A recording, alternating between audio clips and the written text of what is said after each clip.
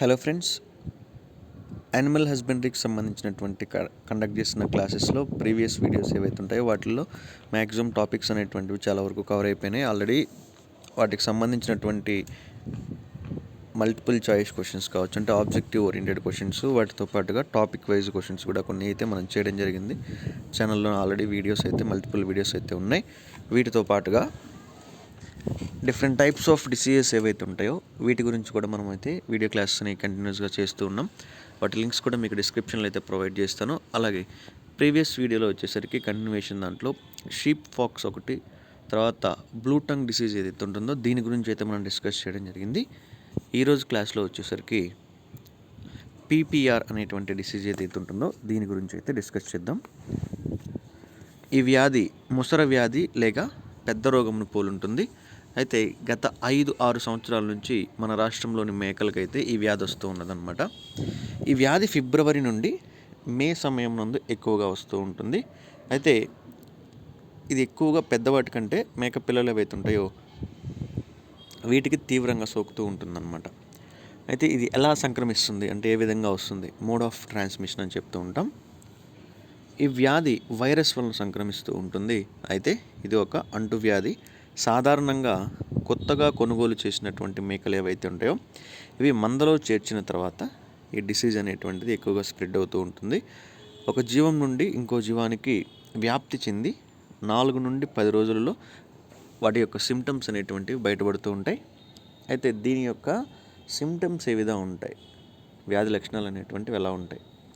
వ్యాధి సోకినటువంటి మేకలు ఏవైతే ఉంటాయో ఇవి జ్వరం తీవ్రంగా ఉంటుంది. వీటిల్లో 104 డిగ్రీ ఫారెన్హీట్ నుంచి 106 డిగ్రీ ఫారెన్హీట్ వరకు అయితే జ్వరం అనేటువంటిది కనిపిస్తూ ఉంటుంది. జ్వరం గమనించిన 2-3 రోజుల తర్వాత మేకలు పలుచుగా పారుకుంటూ ఉంటాయి. అలాగే విరోచనాలు అనేటువంటివి కూడా నలుపు రంగులో రావడం జరుగుతూ ఉంటుంది. నోరు, పెదవులు, నాలుక, చెంప, కండరముల భాగాలు ఉబ్బి పొక్కులు అనేటువంటివి ఏర్పడుతూ ఉంటాయి ఈ పార్ట్స్లో. అయితే వ్యాధి సోకినటువంటి మేకలు ఏవైతే ఉంటాయో ఇవి నీరసంగా ఉండి నల్లకప్పు అనేటువంటి వేయడం జరుగుతూ ఉంటుంది. మేక 5 లేక 6 రోజులలో చనిపోతూ ఉంటాయి. చూడు మేకలు ఏవైతే ఉంటాయో ఇవి వచ్చేసరికి ఇసుకుపోయేటువంటి అవకాశం కూడా ఉంటాయి. అయితే దీనికి సంబంధించినటువంటి ట్రీట్మెంట్ ఏ విధంగా ఉంటుంది, చికిత్స అనేటువంటిది, ఈ వ్యాధికి జనవరి మాసంలో PPR టీకాలు అనేటువంటివి వేయించాలి. అలాగే ఈ వ్యాధికి సరైనటువంటి చికిత్స లేనప్పటికీ వ్యాధి లక్షణాలు గమనించినటువంటి వెంటనే దగ్గరలోని పశువైద్యుని సంప్రదించి యాంటీబయాటిక్స్, ఇతర మందుల చికిత్స చేసిన యెడల రోగం యొక్క తీవ్రతను తగ్గించి ఆ యొక్క గోటు ఏదైతే ఉంటుందో దాన్ని కాపాడుకునేటువంటి అవకాశం అయితే ఉంటుంది. పొటాషియం పర్మాంగనేట్ 1% ద్రావణంతో నీటిలోని పొక్కులను కడగాలి. ఉప్పు, గ్లూకోజ్ కలిపినటువంటి గంజిని త్రాగించడం వల్ల త్వరగా కోలుకుంటూ ఉంటాయి. నెక్స్ట్, పరాన్న జీవుల వలన వచ్చేటువంటి వ్యాధులు.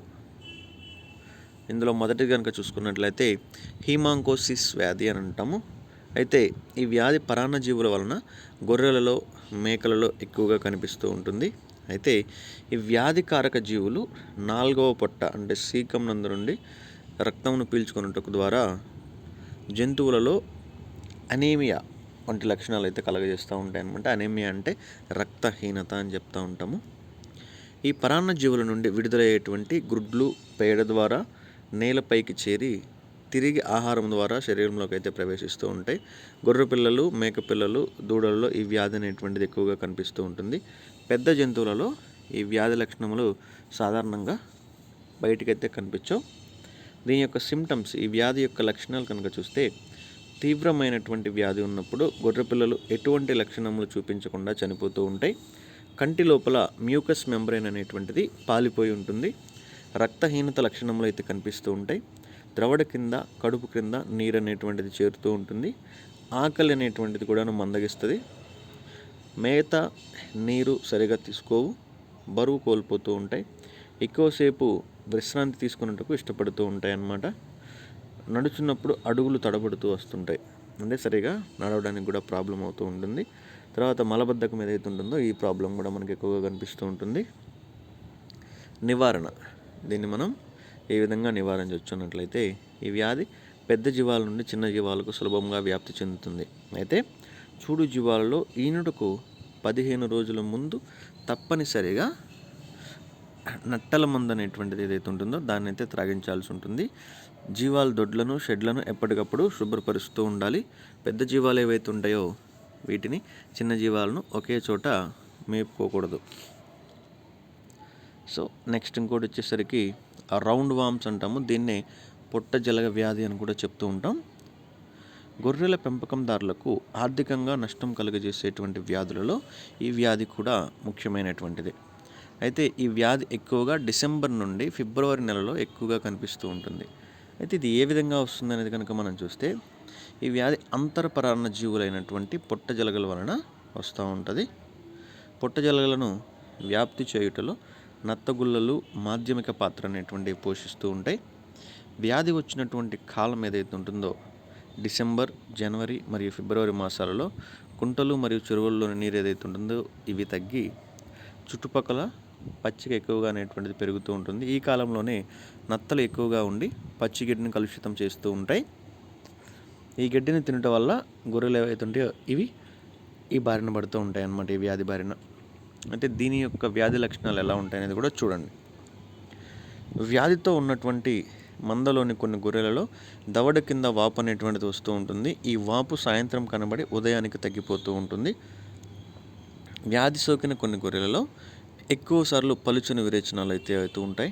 వ్యాధిగ్రస్తమైనటువంటి గొర్రెలకు చికిత్స చేయని ఎడల రక్త క్షీణత కలిగి నీరసించి 7 నుంచి 8 రోజుల్లో చనిపోతూ ఉంటాయి. ఈ యొక్క వ్యాధిని ఏ విధంగా మనం నివారించవచ్చు అనుకున్నట్లయితే పశు వైద్యుని సలహా మేరకు గుంటలు మరియు చెరువులలోని నత్తగుల్లల నివారణ చర్యలు తీసుకోవాల్సి ఉంటుంది. అయితే వ్యాధి సోకేటువంటి కాలంలో చెరువు దగ్గర లభించేటువంటి పచ్చిగడ్డిని గొర్రెలకైతే మేపకుండా ఉండాల్సి ఉంటుందన్నమాట. దీని యొక్క చికిత్స విధానం కనుక మనం చూసుకున్నట్లయితే పేడ పరీక్ష ద్వారా వ్యాధి నిర్ధారించబడినటువంటి తర్వాత వైద్యుని సలహా ప్రకారం తగు మోతాదులో మందులు అనేటువంటివి వాడాల్సి ఉంటుంది. తర్వాత లివర్ టానిక్లు, ఖనిజ లవణ మిశ్రాలు, తర్వాత హిమాలయన్ బత్తిస వంటి మందులు అనేటువంటివి ఏవైతే ఉంటాయో వీటిని కూడా వాడాల్సి ఉంటుందన్నమాట. ఫ్రెండ్స్, ఇవి ఈ వీడియోలో ఉన్నటువంటి టాపిక్స్. నెక్స్ట్ సంబంధించినటువంటి టాపిక్స్ అనేటువంటివి నెక్స్ట్ వీడియోలో అయితే కంటిన్యూ చేద్దాము. నెక్స్ట్ ఉన్నటువంటి వాటిల్లో లివర్ ఫ్లూక్స్ డిసీజ్ ఒకటి, దాని తర్వాత టేప్ వామ్స్ డిసీజ్లోనే బద్దె పురుగు వ్యాధి అనేటువంటిది ఇంకోటి ఉంటుంది. దానితో పాటుగా బాహ్యపరాన్న జీవుల యొక్క బెడద అనేటువంటిది ఏవైతే ఉంటాయో ఇట్లాంటి టాపిక్స్ అన్నీ కూడాను నెక్స్ట్ వచ్చేటువంటి వీడియోస్లో అయితే కవర్ చేద్దాము. మ్యాక్సిమం మీ ఫ్రెండ్స్ కూడా ఎవరైనా యానిమల్ హస్బెండరీ జాబ్స్కి సంబంధించినటువంటిది కావచ్చు లేదా వెటర్నరీకి సంబంధించినటువంటివి ఏవైతే ఉంటాయో వీటికి ఎవరైనా ప్రిపేర్ అవుతున్నట్లయితే ఏపీ మరియు తెలంగాణ 2 స్టేట్స్లో ఎక్కడికైనా సరే మ్యాక్సిమం సిలబస్ అనేటువంటిది ఒకే విధంగా ఉంటుంది కాబట్టి డిసీజెస్కి సంబంధించినటువంటి సిలబస్ ఏ స్టేట్లో అయినా ఏ ఎగ్జామ్ పెట్టినా కూడా ఖచ్చితంగా ఉంటుంది. కాబట్టి ఈ వీడియో అనేటువంటిది షేర్ చేయడం వల్ల వాళ్ళకు కూడా ఎంతో కొంత నాలెడ్జ్ అనేటువంటిది గెయిన్ అవుతుందని చెప్పి థ్యాంక్ యూ ఫర్ వాచింగ్.